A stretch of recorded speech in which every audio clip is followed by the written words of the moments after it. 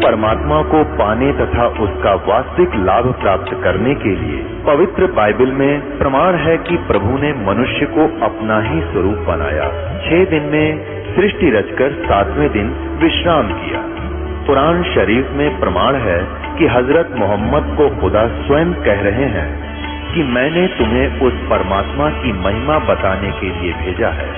वो परमात्मा कबीर है जिसने 6 दिन में सृष्टि रची तथा 7वें दिन तख्त पर जा विराजा। उसकी खबर किसी बाखबर से पूछ कर तो देखो। कृपया अवश्य सुनिए जगत गुरु तत्वदर्शी संत रामपाल जी महाराज के अमृत वचन।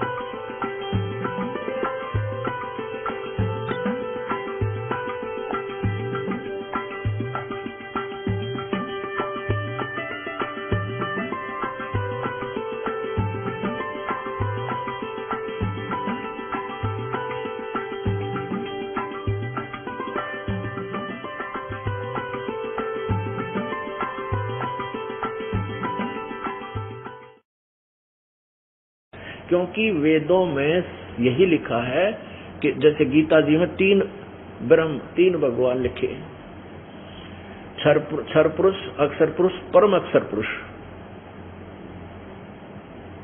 गीता जी अध्याय नंबर 15 के 16 और 17 में। और ये कहता नहीं, वेदों में कहीं नहीं लिखा कि अनेक ब्रह्म हो, और खुद कहता पर ब्रह्म से मेल, यानी दूसरे भगवान दूसरे ब्रह्म थे, इस ब्रह्म को छोड़कर दूसरे ब्रह्म से उसका मेल हो जाए और साक्षात्कार। ये देखो, ये सप्तम समोल्लास, ये भी सप्तम समोल्लास था जो 151 पृष्ठ का आपने देखा। ये सप्तम समोल्लास यहाँ से प्रारंभ हुआ है और ये 151 पृष्ठ का आपने पढ़ा। अब ये सप्तम समोल्लास ही चल रहा है, यानी 7वां समोल्लास पृष्ठ। अब 154 पर तो कह रहे हैं भगवान निराकार है। ये देखो 154 पर प्रश्न किया किसी ने, ईश्वर साकार है व निराकार है? उत्तर स्वामी जी का निराकार।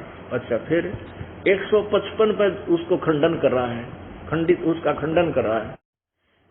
155 पे प्रश्न, परमेश्वर की स्तुति प्रार्थना और उपासना करनी चाहिए व नहीं? उत्तर स्वामी जी का नहीं करनी चाहिए। प्रश्न, क्या स्तुति आदि करने से ईश्वर अपना नियम छोड़ स्तुति प्रार्थना करने वाले का पाप छुड़ा देगा, यानी पाप नाश कर देगा? स्वामी जी कहते नहीं। तो फिर स्तुति प्रार्थना क्यों करना? तो किस लिए करे प्रार्थना, भगवान की स्तुति प्रार्थना? उत्तर स्वामी जी का, उनके करने का अन्य ही फल है, फल अन्य ही है। प्रश्न क्या है? उत्तर स्वामी जी दानंद कहते हैं कि स्तुति से ईश्वर में प्रीति, उसके गुण कर्म स्वभाव से अपने गुण कर्म स्वभाव का सुधरना, प्रार्थना से निरअभिमानता, उत्साह और उत्साह का मिलना, उपासना से परब्रह्म से मेल और उसका साक्षात्कार होना। वाह रे महर्षि, रे तेरा गजब हो। ये तो माँ के गर्भ में मर जाता तो अच्छा था, इतनी जनता को भ्रमित कर गया। जिस इस दास के लिए कितना कठिन काम हो गया। अब बताओ, एक पृष्ठ इसने ये नहीं मालूम तो इस पृष्ठ पर क्या लिख रहा है और अगले पर क्या लिख रहा है, तो क्या ये होश में होगा? नहीं। ये दास, ये किताब इसके बारे में पता लिखा, इन्हीं के द्वारा लिखी हुई पता चला कि ये भांग पिया करता। खुद लिखा कि मैं भांग पीता था और भांग पी कर बेहोश हो जाता था, और उधर से कहते हैं मैं बड़ा योग साधना में लगा हुआ था।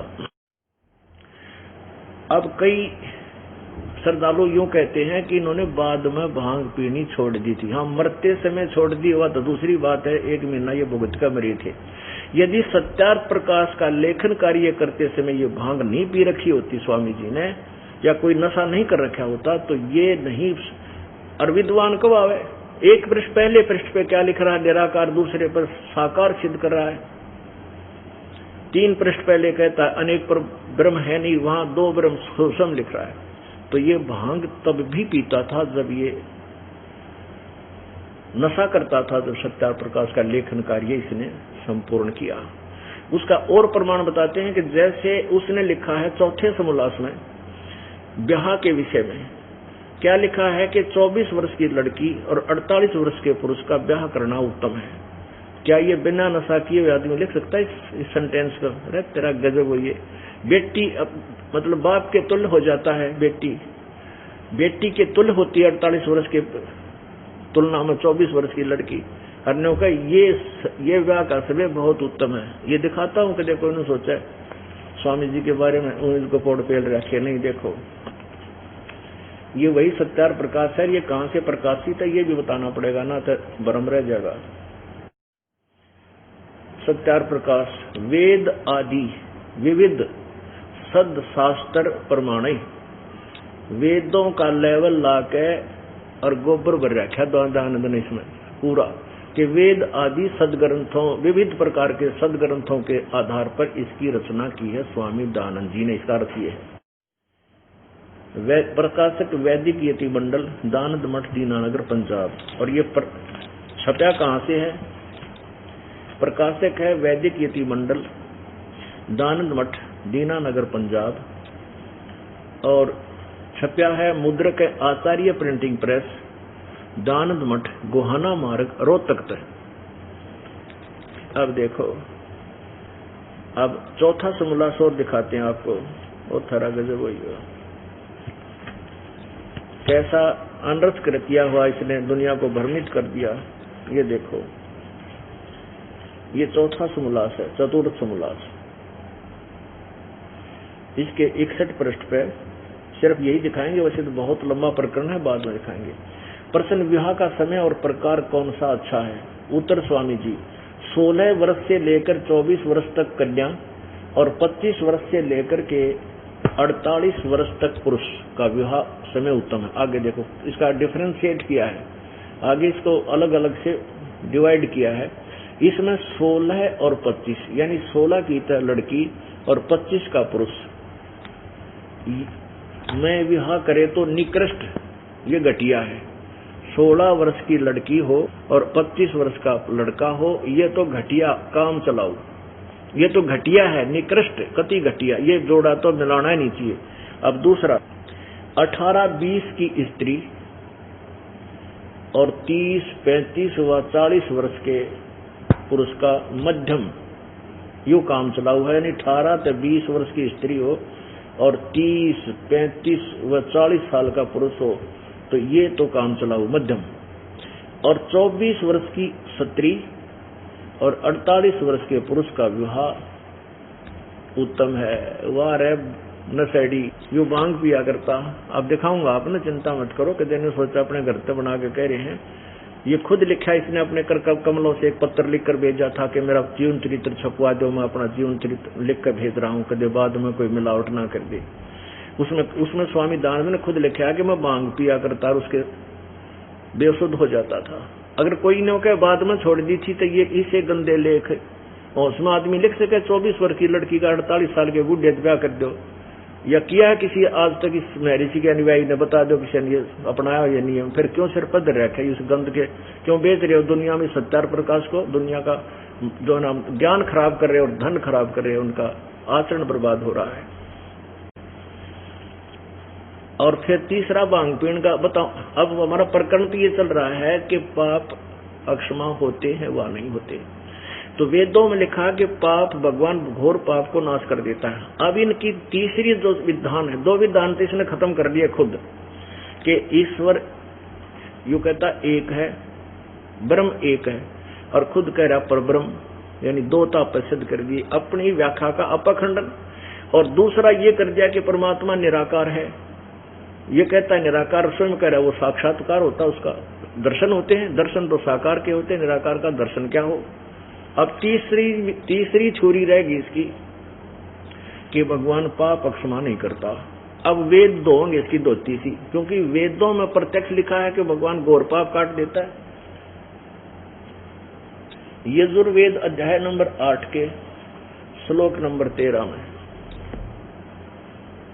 ये देखिएगा, यजुर्वेद ये महर्षि दान सरस्वती द्वारा ही इसका अनुवाद किया गया है। ये कहाँ से प्रकाशित है? प्रकाशक है सार्वदेशिक आर्य प्रतिनिधि सभा 2/5 महर्षि दानव भवन रामलीला मैदान नई दिल्ली।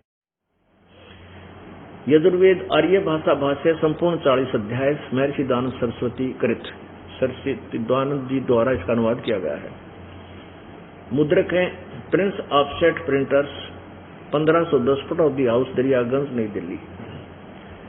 अब इसमें 8वें अध्याय के और 13वें श्लोक में ये देखिएगा, ये है 8वां अध्याय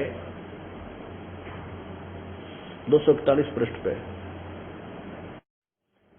और ये 13वां मंत्र है इसका। देव कर्तस्य एनस्य अवजनम असि, देव कर्तस्य एनस्य अवजनमसि, मनुष्य कर्तस्य एनस्य अवजनमसि। यानी इसका आगे इन्होंने खुद ही अनुवाद किया है 242 पृष्ठ पे, ये देखो दानव जी ने स्वयं इसका अनुवाद किया है। हे सबके उपकार करने वाले मित्र आप। अब इसका समस्या आ गई, यहाँ भगवान तो घोर पाप काटने के लिए कह रहा है, यहाँ इसने लिख दिया सबके उपकार करने वाले मित्र आप, के पढ़ने वाले गोल मोड़ हो जाएंगे, इनको पता ना चलेगा मित्र माने कोई साथी। और मित्र का अर्थ भगवान ये स्वयं सिद्ध करता है सत्यार प्रकाश में, ये यहाँ दिखाना आवश्यक होगा, क्योंकि जिसमें हमारा और आर्य समाज के प्रतिनिधि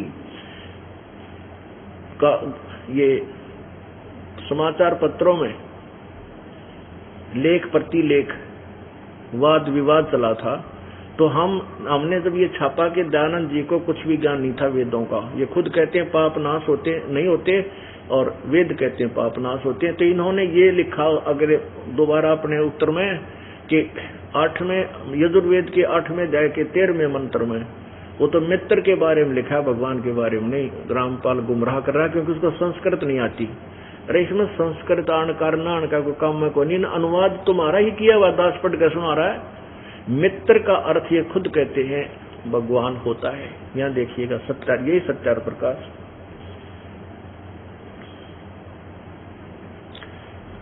ये वही सत्यार प्रकाश है जो आपको अभी दिखाया था। इसके प्रथम समलास में और प्रश्न नंबर 18 पे ये देखो, ये प्रथम समलास और प्रश्न नंबर 18 पे क्या लिखा है? सबसे स्नेह करे और सबको प्रीति करने योग्य है वह परमेश्वर, सबका सच्चा मित्र है, इससे परमेश्वर का नाम मित्र है। अपनात्माओं अब पूरा कंसेप्ट क्लियर होगा तभी जाकर के हृदय में ये जचेगी सचमुच ये अज्ञानी महर्षि थे जिनकी तूती गणी बोलगी। अनपढ़ों के अंदर, अशिक्षित भोली भाली जनता में ये प्रभुता पा गई। अब पुण्यात्मा इनको त्याग कर, ये दिखाने का उद्देश्य दास का यही है कि इनसे मन हटे और सत्य को स्वीकार किया जा सके। जबकि ये खुद दानंद जी ने एक और बात ठीक लिखी अपने विधान में कि अभी वेद सत्य है, वेद ज्ञान सत्य है, क्योंकि ये इनके पीछे समय लिखते हैं वेद सब सत्य विद्याओं का पुस्तक है महर्षि दानव, बिल्कुल ठीक है। इन्होंने अपने नियमों में एक और लिखा है कि वेद के विरुद्ध यदि मेरी भी व्याख्या उसको त्याग देनी चाहिए और सत्य का ग्रहण करे, असत्य का परित्याग करे, वो आर्य समाजी है।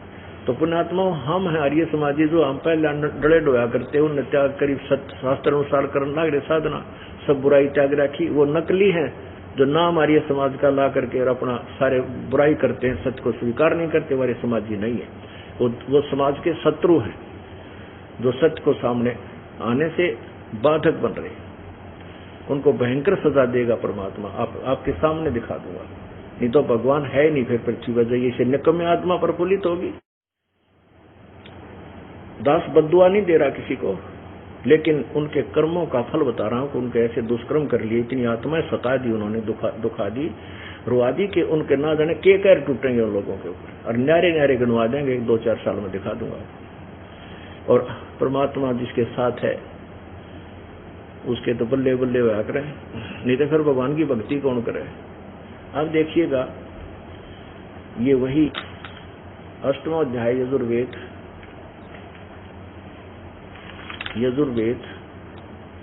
यहाँ 242 पृष्ठ पे। हे सबके उपकार करने वाले मित्र अर्थात परमेश्वर,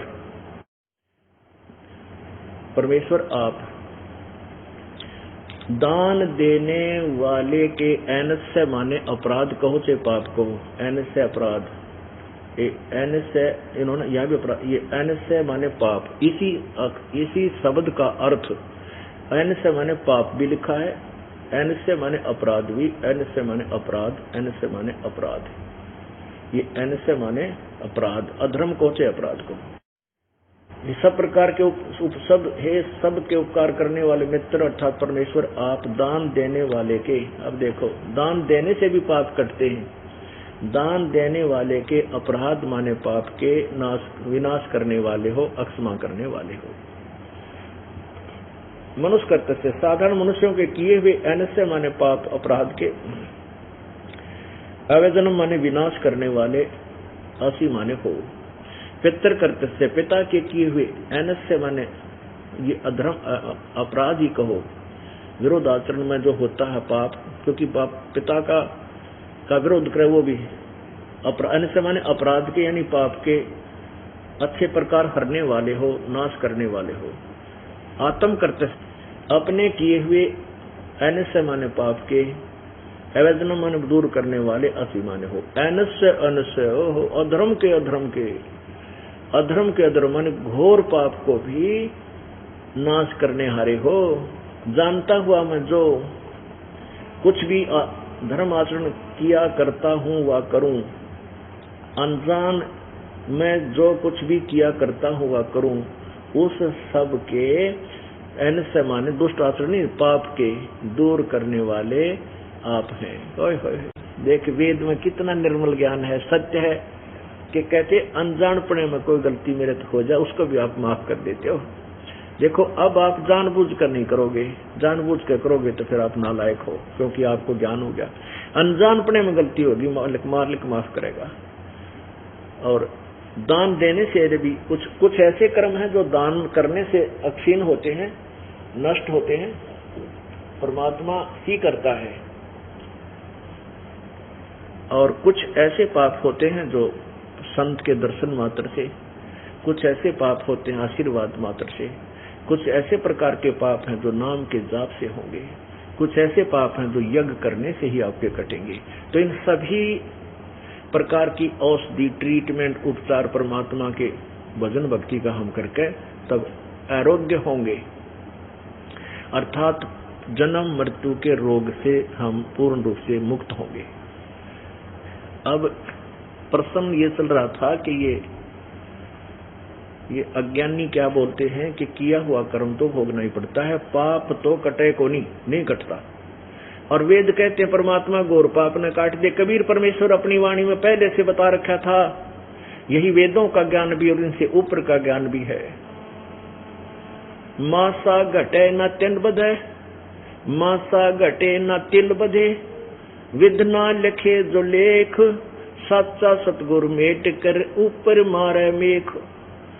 कि ये तुम्हारा जो तुम्हारे भगवान का विधान है, ना तो मासा घटे ना तिल बढ़ सकता, यानी कोई परिवर्तन नहीं हो सकता। जैसा किया वैसा ही तुमने भोगना पड़ेगा। जो साधना तुम करते हो, जिसको तुम इष्ट माने बैठे हो, ब्रह्म तक, पर ब्रह्म तक, ब्रह्मा विष्णु महेश तक, और सच्चा सतगुरु, पूर्ण सतगुरु यानी वो अविनाशी सच्चा सतगुरु यानी पूर्ण परमात्मा आप ही आकर के एक सतगुरु की भूमिका करता है। और इस दास को भेजा है तो अपनी वो पावर ऑफ अटॉर्नी दे दी। तो सच्चा सतगुरु मेट के ऊपर मार दे मेख, यानी फॉर एवर खत्म कर देता उस पाप को। जब ही सतनाम हृदय धरो, भयो पाप को नासे, जैसे चिंगारी अग्नि की पड़े पुराने घासे। जैसे परमात्मा कहते हैं कि जन्म जन्मांतर का तुम्हारे पापों का ढेर इतना हो रहा है, बहुत ज्यादा संचित कर्मों में। और जैसे एक बहुत बड़ा 1000 टन सूखा घास पड़ा हो, पुराना घास है, कितना सुथान और कितना ढेर दिखाई दे, 1000 टन 1 लाख टन हो, उसमें एक माचिस की सींख डाल दे जला करके, उस सारे को जलाकर नष्ट कर देगी और चलेगी हवा, उसको इधर उधर फफेड़ के वहां रास्ता भी स्थान भी साफ कर देगी। ऐसे ही परमेश्वर का ये सत्य नाम पूर्ण संत से लेकर और फिर इस सतनाम के द्वारा इस पाप कर्मों में आग लगाई जाएगी, ये सब नष्ट हो जाएंगे। जब ही सतनाम हृदय धरो भयो पाप को नासे। जैसे चिंगारी अग्नि की, एक छोटी सी चिंगारी अग्नि की, पड़े पुराने घास आग लगा दे सब ने बक्कड़ पाट जाए। तो परमात्मा पहले कह रहे थे भगवान पाप नाश कर देता है, उसकी विधि कैसे है वो दास बताएगा, परमात्मा बताएंगे। उन्होंने बताई, अब दास को मिली है चाबी खजाने की, वो जड़ी की जो पाप काटने वाली जड़ी इस दास को दी है परमेश्वर ने अब, और इसी से कटेंगे। और किसी से नाम भी ले लोगे, नकली संत भी बन जाए, नाम के देने वाले जो मेरे से विमुख होकर, उनसे कोई लाभ नहीं होगा। वो और बड़े शत्रु हैं परमात्मा के और समाज के, उनसे सावधान रहना है। उसके लिए आपको एक यहाँ भक्ति और भगवान पुस्तक दास ने बनाई है, वो 2 पार्टों में इकट्ठी जल्द की है, वो ले लीजिएगा। उससे क्या होगा कि जो भक्ति पर लगे हुए डगमग नहीं हो सकते। अब भक्त क्या करते हैं, बुक ले जाते हैं, पढ़ते नहीं, उनको पढ़नी चाहिए। 10 रुपए मिलेंगे, 2 भाग हैं। एक तो भक्ति सौदागर को संदेश, उसके भी 2 भाग हैं, वो भी 10 रुपए की है। और भक्ति और भगवान के भी 2 भाग हैं। उससे आपको फाउल पॉइंटों का पता लगा भक्ति और भगवान से। आप यहाँ से अवश्य लीजिए। और उपदेशी के लिए वो अति आवश्यक है। वैसे तो सभी के लिए है भक्ति और भगवान, लेकिन जिसने उपदेश ले रखा है उसके लिए बिल्कुल सेंटर में रखेगी, वो ऐसा ज्ञान है। इस दास से पहले किसी के पास ये मंत्र नहीं थे। परमात्मा के उन संतों के पास थे जिनको मना कर दिया था प्रभु ने कि अभी इसको नहीं बताना। श्री नानक साहिब जी के पास भी थे, संत नानक जी के पास था ये मंत्र सतनाम का, लेकिन उनको आदेश दे दिया था कि अभी इसको किसी को बताना नहीं है, आप अपना मंत्र करके पार हो जाओ। वो प्रमाण दे गए थे। तो अब जो वर्तमान में 2-3 नकली इस दास के पहले शिष्य थे, वो अब उस ज्ञान को चुरा के स्वयं कहीं नाम दान कर रहे हैं, तो उनसे कोई लाभ नहीं हो रहा और ना होगा। वो सबसे बड़े शत्रु हैं। तो उसके लिए ये सावधानी रखना है कि जैसे कोई अधिकारी है, एसएस बोर्ड का चेयरमैन है, सरकार ने उसको पावर दे दी कि जिस पे वो साइन कर देगा उस लिस्ट पे, अपॉइंटमेंट पे, तो उसको नौकरी लड़के को लगेगी। और वैसी ही अपॉइंटमेंट लेटर कोई मेरे जैसा बनाकर अपने साइन कर दे, चेयरमैन नीचे लिख दे, तो वो नहीं चलेगा, वो नकली झूठा है, धोखा कर रहा है। तो ऐसे इस दास के अतिरिक्त इस विश्व में वर्तमान में ना तो कोई संत है, ना अब होगा आने वाले समय में, क्योंकि इससे आगे ज्ञान नहीं रहा। और यही ज्ञान हजारों वर्षों तक चलेगा। और कुछ ऐसी व्यवस्था ये दास बनाकर जाएगा, सतलोक जाएगा जब, तो कि आने वाले समय में बीच में कोई और संत पढ़ पाएगा ही नहीं। और इस दौरान बहुत ज्यादा पुण्यात्मा अपने सचखंड चली जाएंगे, उद्धार होगा। तो अब आपको ये दिखाना आवश्यक हो गया कि जो नकली महर्षि दानंद अपने कर कमलों से अनुवाद कर रहा है वेदों का, और क्योंकि भांग पीता वैसे पता नहीं तो सत्यार प्रकाश में चेंज कर जाता। जब इसने अनुवाद किया और सत्यार प्रकाश भी लिखा, चलो पहले लिख दिया तो बाद में संशोधन कर देना चाहिए, कोई बात नहीं, गलती हो जाए लेखक पे। अब वेदों को देकर संशोधन कर जाता तो भी बात बन जाती है। बिगड़ेगा सांग गणाना मिलो, ये विरोधी नहीं होते कि पाप नहीं कटता, दुख दूर नहीं होते, ये विरोधी इसी के आधार से वेदों विरुद्ध व्याख्या सत्यार पुरुषार्थ वाली के आधार पर हमारा विरोध करते हैं लोग। कहते हैं ऐसे पाप नहीं कट सकते, वहां का कैसे सुख हो सकते हैं, कैसे दुख दूर हो रहे हैं, कैसे रोग कट रहे हैं। और वेदों में लिखा भगवान मृत्यु को प्राप्त हो चुका है, उसको भी वापस जीवित कर सकता है, और अंतिम सांस गिन रहा है उसको भी, उस रोग को काट के 100 वर्ष की आयु दे सकता है स्वस्थ करके। तो यही कारण है कि वेदों में ज्ञान सही है। वेदों को ना समझकर वेदों की आड़ में उनके ऊपर लेवल विद्यों का ला करके नकली संतों ऋषियों ने नाश कर रखा था। जैसे एक बोरी के ऊपर लिख रखा है कि बूरा यानी खांड चीनी, और उसमें भर रखी गधे की लीद, तो खोल के देखा जब पता चलेगा बूरा है या गधे की लीद है, तो या गधे की लीद है इस सत्यार प्रकाश में। वेदों का लेवल, बूरा का लेवल, चीनी का लेवल लाके गधे की लीद में रखी है। तो ये खोल के दिखाऊंगा जो पतबीरा पटेगा ना, लेवल में देख के थोड़ा निषेध हो जाएगा इसमें बूरा है।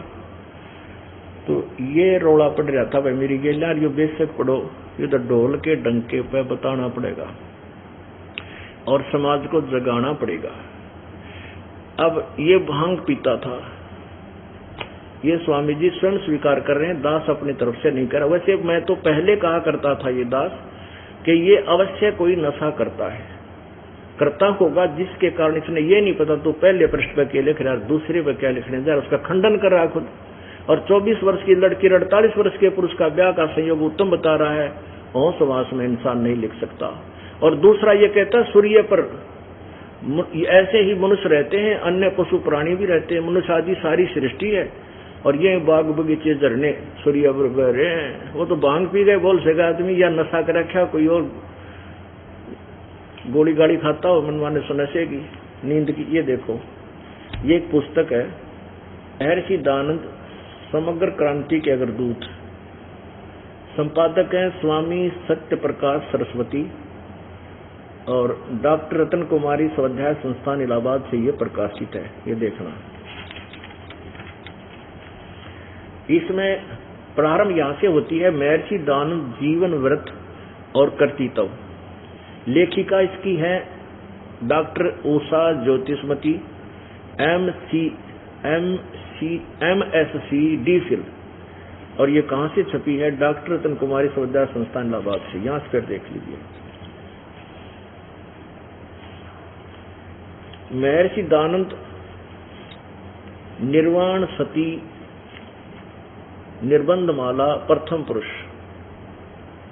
महर्षि दयानंद सरस्वती निर्बंधमाला प्रथम पुरुष, संपादक स्वामी सत्य प्रकाश सरस्वती, प्रकाशक है डॉक्टर रतन कुमारी स्वाध्याय संस्थान विज्ञान परिषद भवन महर्षि दयानंद मार्ग इलाहाबाद, प्रथम संस्करण।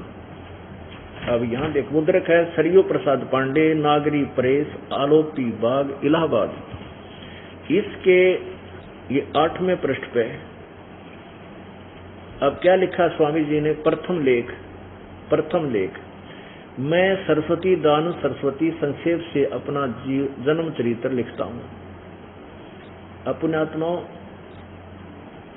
दयानंद जी ने अपना पत्र भेजा एक संस्था के पास कि मेरा जीवन चरित्र में टुकड़ों में लिखकर भेजूंगा, अब समय नहीं है तो आप इसको एकत्रित करते रहना और छाप देना।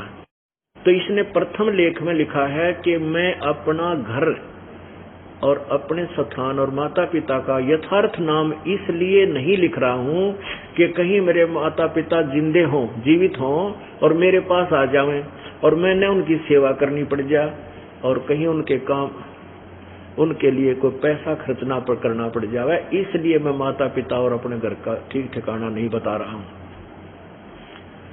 तेरा गजब हो, औरों को तो कहते हैं माता पिता से बढ़कर कोई गुरु नहीं, माता पिता से बढ़कर कोई सेवा नहीं, और खुद कहता स्वामी जी कि मैं माता पिता की सेवा और उनके लिए समय बर्बाद करना नहीं चाहता।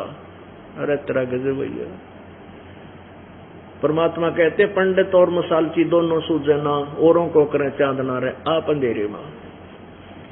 ये देखो, इसी के प्रश्न नंबर 8 पर जीवन व्रत और कर्तृत्व प्रथम लेख, मैं स्वामी दयानंद सरस्वती संक्षेप से।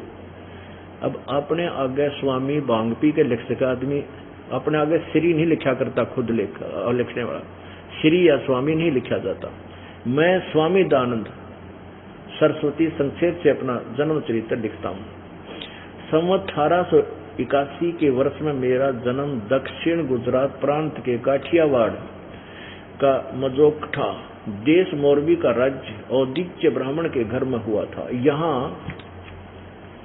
अपने पिता और निजी निवास स्थान के प्रसिद्ध नाम इसलिए नहीं लिखता कि जो माता पिता आदि जीते हों मेरे पास आवें तो इस सुधार के काम में विघ्न हो, क्योंकि मुझको उनकी सेवा करना, उनके साथ घूमने में शर्म करना यानी मेहनत करना, धन आदि का व्यय करना नहीं चाहता।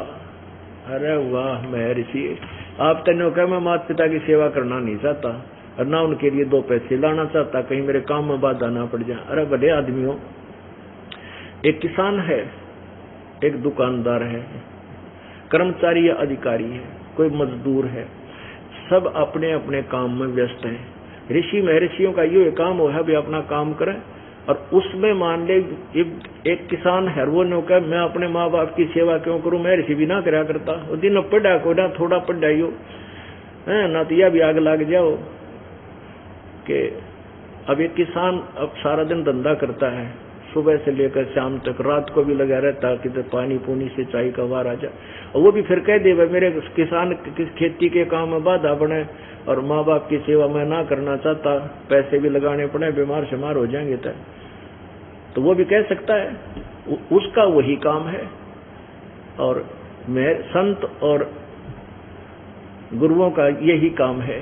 और मान ले माता पिता उसके पास आ जाते तो के बिजली गिर जाती, उनकी सेवा करने में क्या हानि होती। यहाँ ये दास है, यहाँ पर प्रत्येक महीने में कम से कम 50,000 व्यक्तियों का आवागमन रहता है और उनकी सबकी सेवा हो रही है यहाँ पर। और यहाँ मेरे माता पिता भी रह रहे हैं तो उनकी सेवा में बता के पहाड़ टूट जाएगा, 2 रोटियां खावे सुबह शाम में।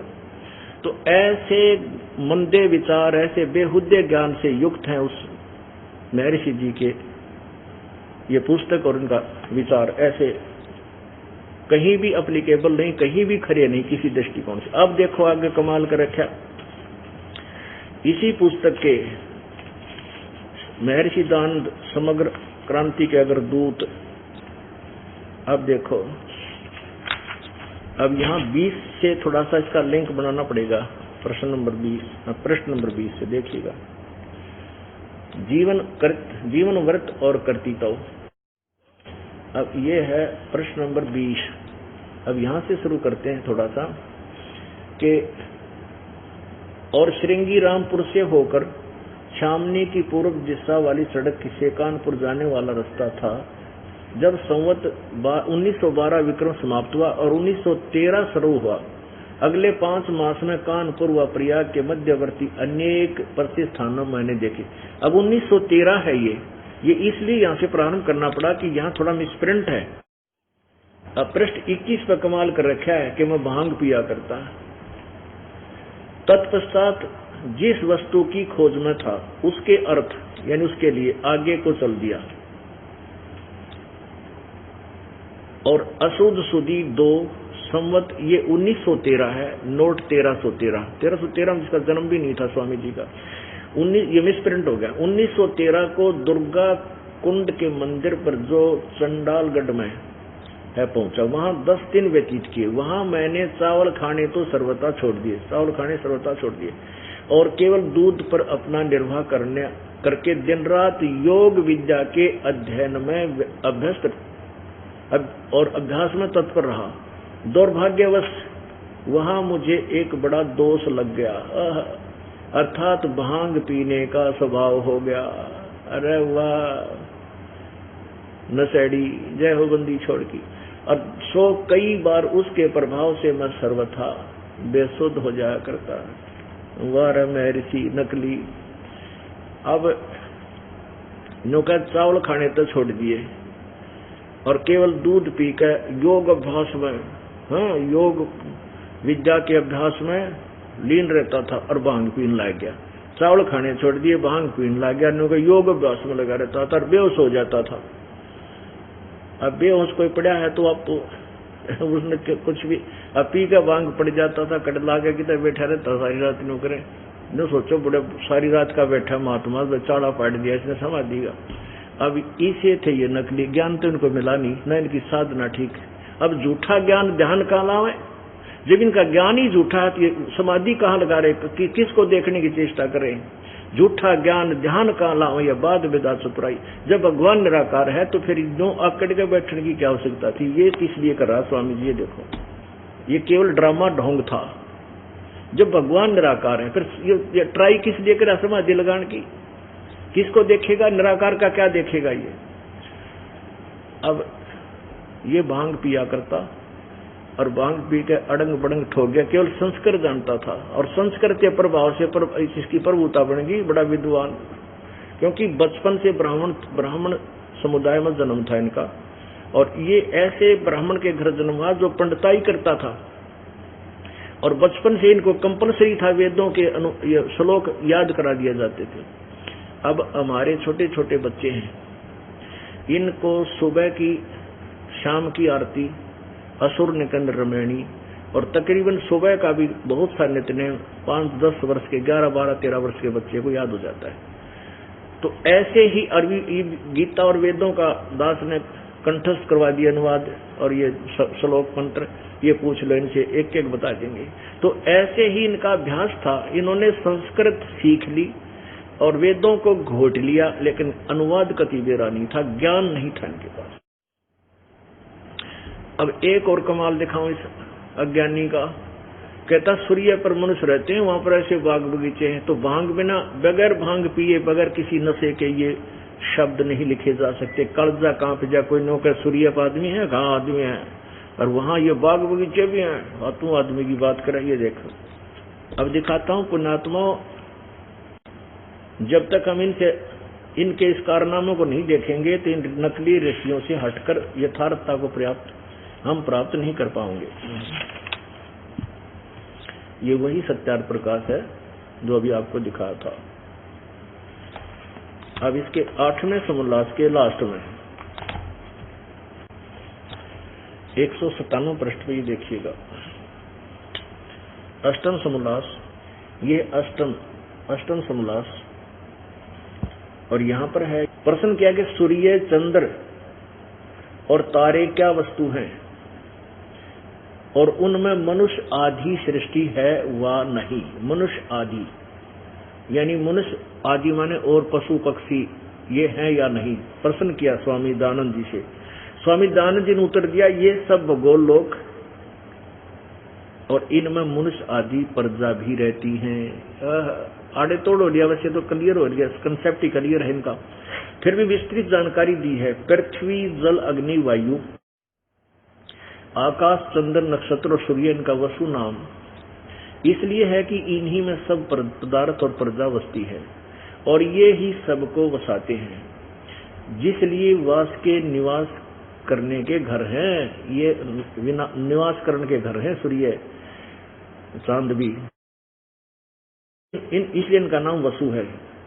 जब पृथ्वी के समान सूर्य, चंद्र, नक्षत्र वसु हैं, तो पश्चात उनमें इसी प्रकार प्रजा होने में क्या संदेह है। अरे वाह, न्यू कहे जब यह पृथ्वी, छोटा सा लोक पृथ्वी, ये भी वसु है और सूर्य भी वसु है, तो जिस प्रकार इस पृथ्वी पर आदमी है और प्रजा भी है, तो क्या सूर्य का होने में कोई संदेह, क्या संदेह है? नहीं, वहां पर भी है, ये सभी रहते हैं। ये देखो क्या संदेह है। और जैसे परमेश्वर का छोटा सा लोक मनुष्य आदि सृष्टि से भरा हुआ है, तो क्या वे सब लोग शून्य होंगे? परमेश्वर का कोई भी काम निष्प्रयोजन नहीं होता। तो इतने असंख्य लोकों में मनुष्य आदि सृष्टि न हो तो सफल कभी हो सकता है? इसलिए सर्वत्र मनुष्य आदि सृष्टि है। स्पष्ट कर दिया कि सूर्य पर मनुष्य और अन्य पशु पक्षी प्राणी भी रहते हैं। फिर किसी ने प्रश्न किया कि वहां पर क्या ये सब पदार्थ हैं, सेब, संतरे, काजू, किशमिश और ये गेहूं, चने, बाजरा, ज्वार? कहता हाँ, ये सभी पदार्थ, सुख देने वाले सभी पदार्थ, ये जल, झरने सभी हैं वहां पर। क्योंकि जैसे परमात्मा ने, इसका उत्तर है स्वामी जी का, कि जैसे पूर्व कल्प में सभी सूर्य आदि सभी लोक रचे, उनमें सब पदार्थ रचे थे, इस प्रकार जब दोबारा ये रचे हैं वर्तमान के, इनमें भी सब सुख पदार्थ ये सब रचे हुए हैं। फिर किसी ने पूछा क्या क्या इन वेदों का सूर्य पर रहने वाले ये व्यक्ति इन्हीं को पढ़ते हैं? कहाँ इन्हीं को पढ़ते हैं? अरे थरा गजब हो, खा लिया खून से देव इन ऋषियों ने। ये देखो, ये वही सत्यार्थ प्रकाश है और 198वें पृष्ठ पे चल रहा है। अब यहाँ के बताया है स्वामी जी, क्या बताया कि धाता यानी परमात्मा ने जिस प्रकार के सूर्य, चंद्र, ध्रुव, भूमि, अंतरिक्ष और तटस्थ यानी वहां पर स्थापित सुख विशेष पदार्थ पूर्व कल्प में रचे थे, वैसे ही इस कल्प में, कल्प अर्थात इस सृष्टि में रचे हैं। अब देखो सूर्य पे, चंद्रमा पे और धरती पे, और वहां धरती ये सब रची और उनके ऊपर तटस्थ माने वहां पर जो रहते रखे हैं जो पदार्थ हैं वो सुख विशेष पदार्थ यानी काजू के, किस्मत, संतरे, ये गेहूं, चने, ज्वार, बाजरे और शीतल जल, ये सब कहते हैं सूर्य पर पहले पूर्व काल में भी कल्प में रचे थे और वैसे ही इस कल्प में यानी वर्तमान में भी हैं, इस सृष्टि में भी रचे हैं तथा सब लोक लोकांतरों में भी बनाए हैं। भेद किंचित मात्र नहीं होता।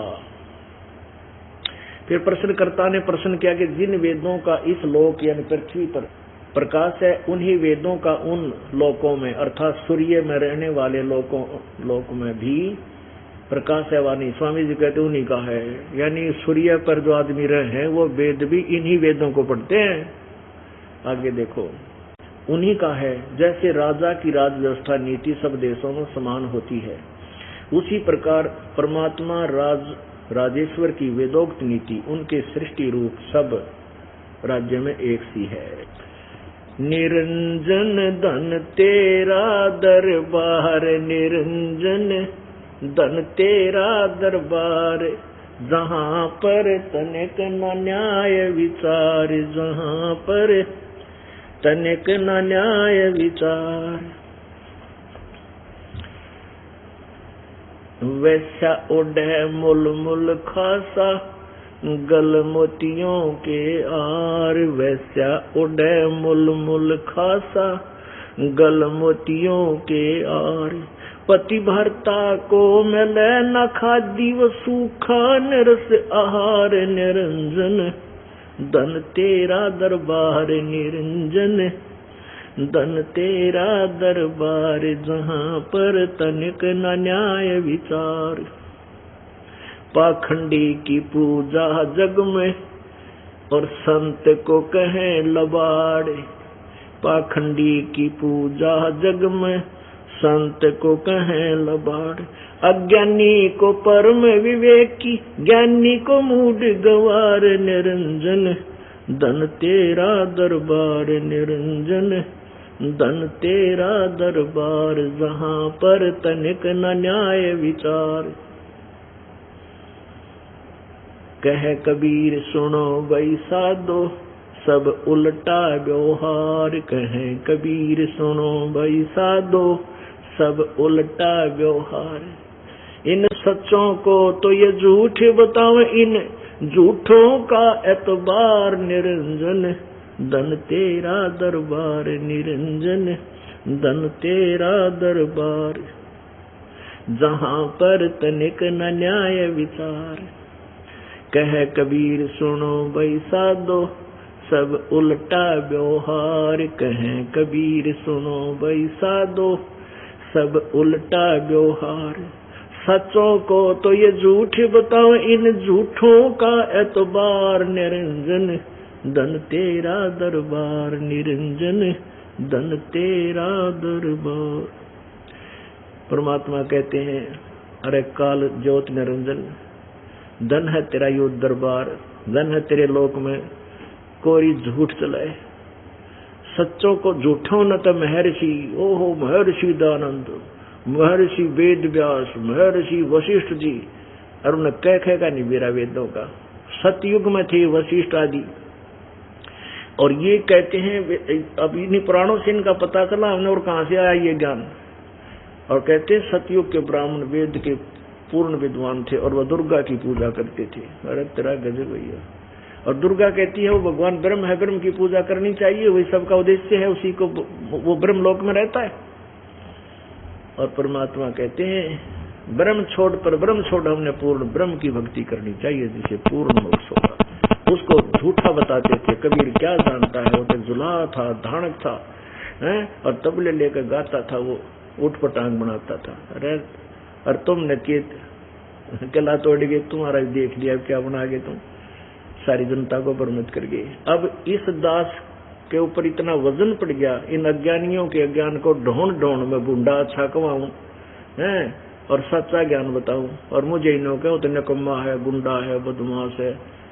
और समय आने पर पता चलेगा, जनता रोया करेगी ऊपर न मुंह करके कि उन निकम्मा ने एक परम संत के विषय में से झूठी अफवाहें फैला करके बदनाम करने की चेष्टा की। लेकिन हम समर्थ की ओट में बैठे हैं, हम कबीर परमेश्वर के चरणों में विराजमान है, जिसके चरणों में कोई आपत्ति नहीं आ सकती। ठीक है, किसान फसल बीजता है तो फसल बीजता है तो उसमें आंधी तूफान आते रहते हैं, एक आधा पौधा टूट भी जाता है, लेकिन खेती बीजना बंद नहीं किया जा सकता। तो ऐसे ही ये परमात्मा का बाग लगाया है इस दास नौकर ने, परमेश्वर के नौकर ने, लेकिन इसका एक भी पौधा नहीं टूटा।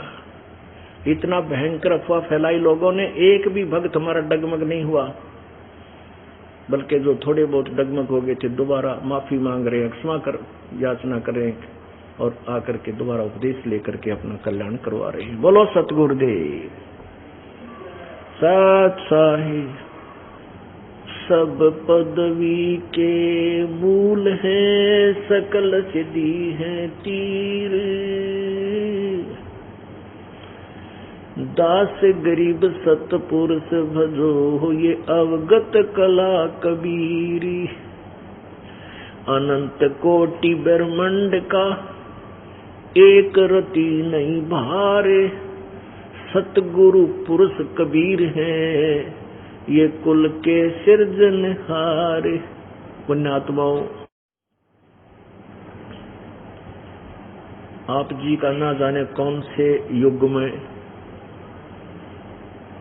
या कौन से जन्म में कोई शुभ संस्कार जुड़ा है, जिसके परिणाम स्वरूप आप इस परमेश्वर के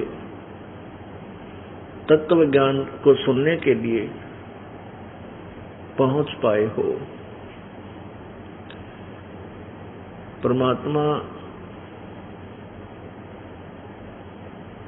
कबीर परमेश्वर जी की महिमा को आदरणीय गरीबदास जी ने अपनी आंखों देखी समर्थता को कैसे वर्णन किया है।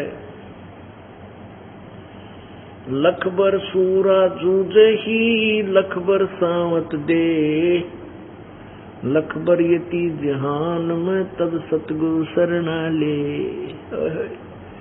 आप जी जो परमात्मा के चरणों में आ रहे हो, चाहे कोई सेठ है, चाहे कोई बड़ा अधिकारी है, चाहे कोई गरीब व्यक्ति है, चाहे मजदूर है, चाहे कोई किसान है, कोई कर्मचारी है, अधिकारी है, आपके भक्ति यानी सिमरन वाले जो पुण्य है, सिमरन की जो कमाई है, नाम की जो कमाई है, वो तो सबकी एक समान है। उससे परमात्मा के नाम की कमाई के आधार से आपको मानव शरीर मिलते हुए आ रहे हैं, और उसी नाम की कमाई के आधार से आपको इस दास के पास आने का सुअवसर मिला है।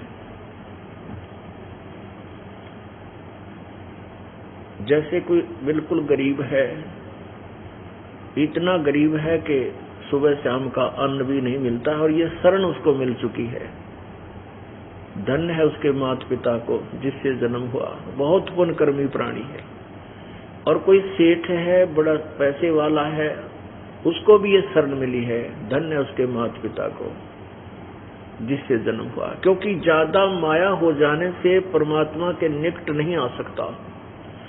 आप जिसके पास अधिक धन है, अधिक सुविधाएं हैं, जो संसारिक यहाँ की सुविधा मानते हैं, उसके होने के उपरांत और आप यहाँ पहुंच गए तो आपके नाम की कमाई का वजन ज्यादा है, ज्यादा आपके पास वो भक्ति है जिसके कारण आप यहाँ पहुंच पाए।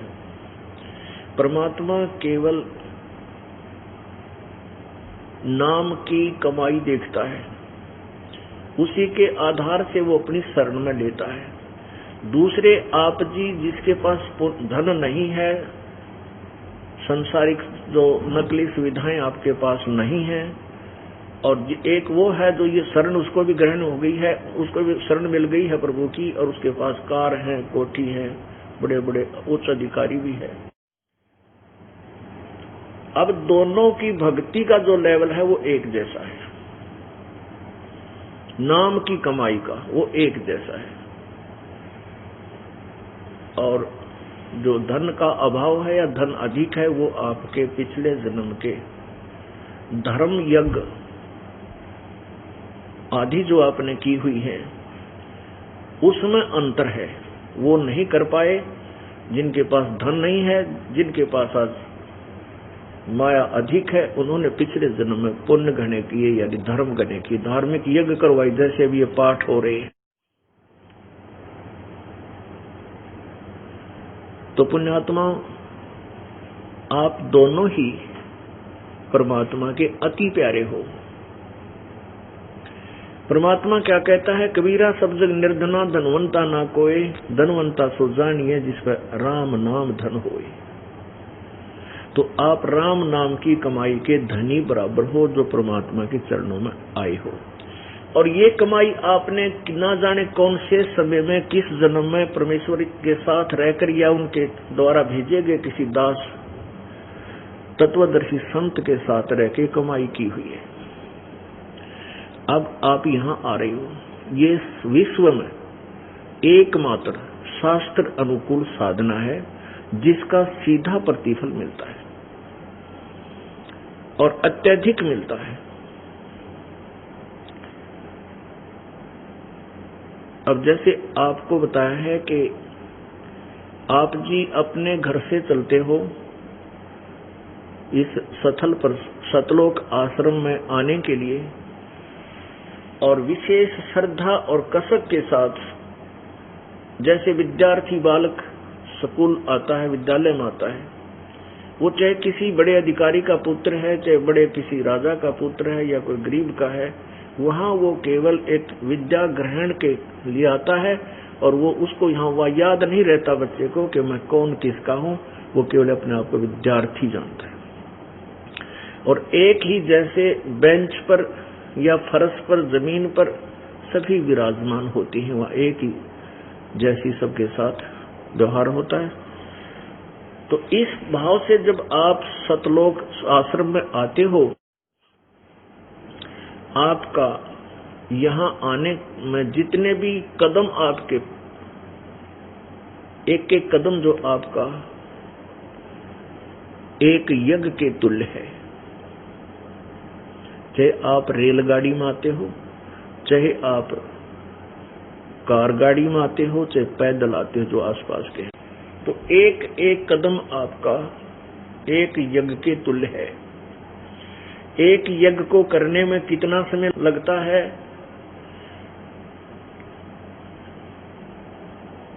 जैसे एक यज्ञ करते हैं उसमें 100 मन देसी घी, एक धर्म यज्ञ में 100 मन देसी घी लगाया जाता है। इस 100 मन भैंस का घी जहाँ प्रयोग होगा तो उसमें आटा और अन्य वस्तुएं कितनी लगेंगी और भोजन भंडारे के लिए कितना खर्चा होगा वो आप हिसाब लगा लो। तो वो पुण्य आपको एक कदम से मिल जाएगा। किसको मिलेगा? बिल्कुल अधीन होकर आएगा। संत दर्शकों चालिए तजमाया अभिमानी, जो जो कदम आगे रखे सो सो यज्ञ समान।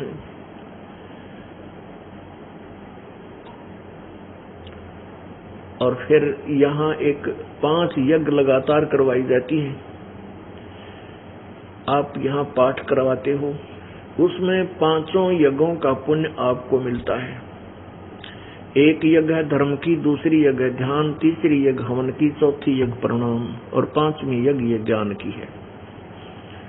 इन 5 यज्ञ का फल आपको प्राप्त होता है। आप धनी हो रहे हो। जो पाठ नहीं करवा पा रहे हैं तो वैसे दान करते हैं, कोई ज्योति यानी हवन के लिए पैसे डालते हैं या वैसे दान करते हैं, तो उससे फिर भंडारा होता है।